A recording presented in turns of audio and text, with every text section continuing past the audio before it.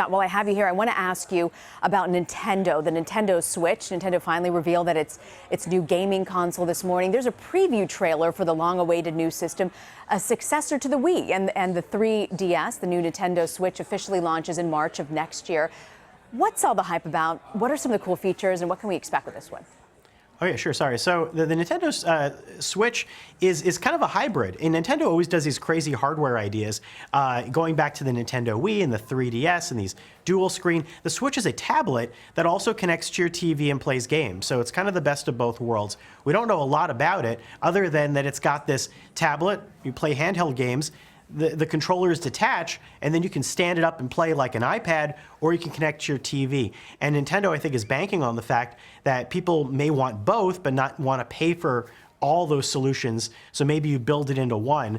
And NVIDIA's building the architecture for this. That's kind of interesting because NVIDIA's working on a lot of mobile hardware too. Maybe that shows some connection between what Nintendo's coming up with and maybe where tablet manufacturers and others will start developing things that throw to your TV more easily in the future. And who will be Nintendo Switch's biggest competitor? Are we talking Xbox One, PlayStation 4?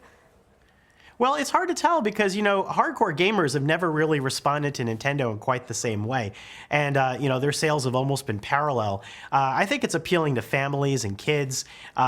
They'll never make the type of games that truly compete, I think, with PlayStation 4 and Xbox One, and it won't be as graphically powerful.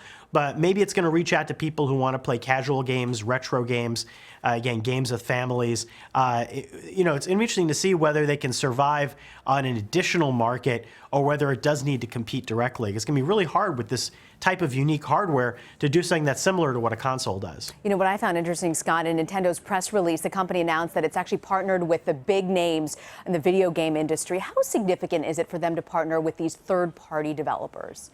I think it's very important because you want to have games that are interesting. On the other hand, a lot of people buy Nintendo for its own games. You know, this holiday they're coming out with this little mini NES that basically is a celebration of that whole retro culture. They're putting their own games on it and packaging it for an affordable price. And I think in that sense, Nintendo has always kind of been like that, like a Disney. And I think that that's still where Nintendo needs to be. But you still have to have the other games. Otherwise, you'll never reach out to other people beyond that Nintendo bubble. Scott Stein from CNET. Thank you, Scott. Yeah, thank you.